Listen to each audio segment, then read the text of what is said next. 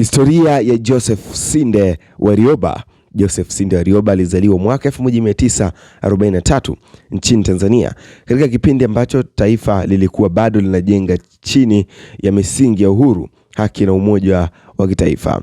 Tangu akiwa kijana alijitokeza kama mtu mwenye nidhamu, fikra pana na kiu ya haki, jambo lililompelekea katika masomo ya sheria na utumishi wa umma. Safari yake ya kitaalamu ilianza katika sekta ya sheria, ambapo alijijengea heshima kama mwanasheria mahiri na mtu aliyesimamia misingi ya katiba na utawala wa sheria. Umahiri wake ulimfanya ateuliwe kushika nyadhifa mbalimbali serikalini.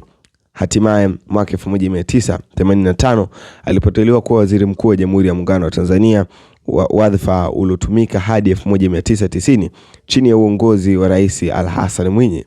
Katika kipindi chake cha uwaziri mkuu, Warioba alijulikana kama kiongozi mwenye msimamo, mnyenyekevu na asiogopa kusema ukweli. Hata pale hapo ndipo ulipo ukweli huwa hakuwa mzuri kabisa kusikika. Alisisitiza wajibikaji na uongozi, nidhamu katika matumizi ya rasilimali za umma na kuheshimu sheria. Baada ya kumaliza wadhifa wa waziri mkuu, hakujitenga na masuala ya taifa.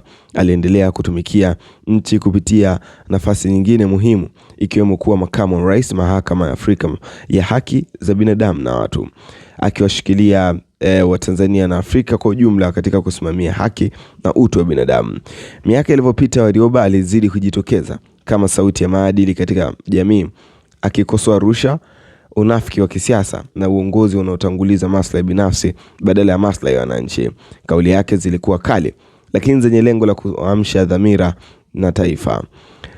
Mojawapo ya nyakati muhimu zaidi katika historia yake ni pale alipoteuliwa kuwa mwenyekiti wa tume ya mabadiliko ya katiba mwaka 2012 hadi mwaka 2014. Katika nafasi hiyo alisimamia maoni ya wananchi pande na kona zote, akisisitiza kuwa katiba ni mali ya wananchi, si ya mwanasiasa. Ingawa mchakato huo ulikumbana na changamoto, na msimamo wake uliimarisha heshima yake kama mtu wa kanuni. Leo Joseph Sinde Warioba anakumbukwa kama kiongozi msafi, mkweli na aliyejasiri, aliyetumikia Tanzania kwa uadilifu mkubwa. Historia yake na simulizi ya mtu aliyesimama upande wa haki hata ulipokuwa gharama yake na kukosolewa na kupingwa pia. Karibu ni kupitisha katika doti ya kwanza mpaka ya mwisho kufuatia makuzi yake na ukuaji wake. Asili na malezi. Joseph Sinde Warioba alizaliwa mwaka 1943 nchini Tanzania. Wakati huo Tanganyika ilikuwa katika mazingira yaliyomjenga katika misingi ya nidhamu, maadili, heshima na wajibikaji. Malezi yake alisisitiza kusema ukweli, kuheshimu watu na kutanguliza maslahi ya jamii, misingi ambayo ilionekana wazi kama maisha yake ya baadaye ya uongozi. Tangu akiwa kijana, Warioba alionyesha uwezo wa kufikiri kwa kina, kupenda haki na kuchukua dhulma. Tabia hizo ndizo zilimvutia katika masomo ya sheria, taaluma inayohusisha moja kwa moja haki za usawa.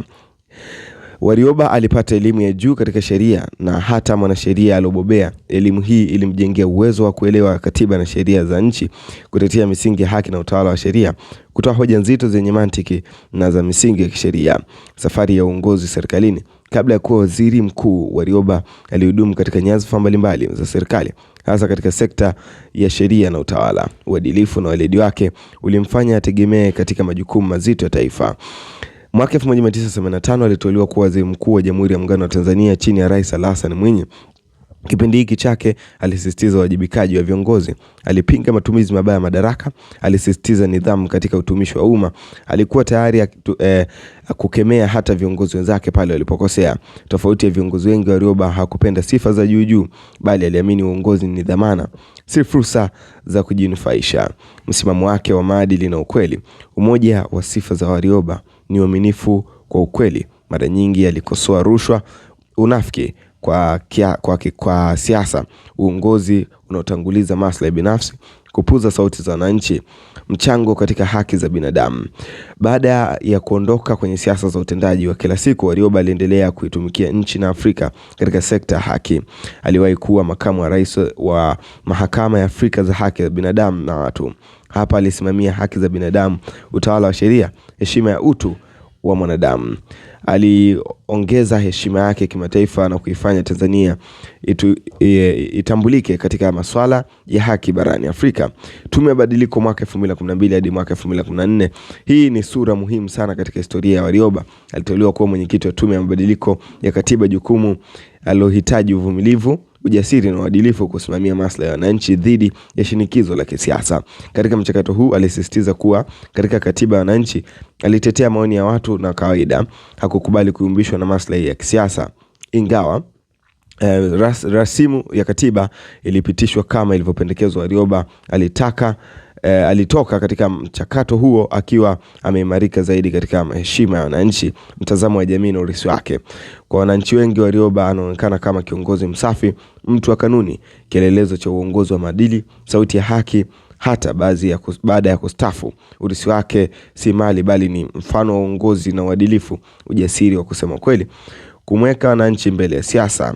Na hii ndio historia ya Joseph Sinde Warioba. Hii ni Usiku TV.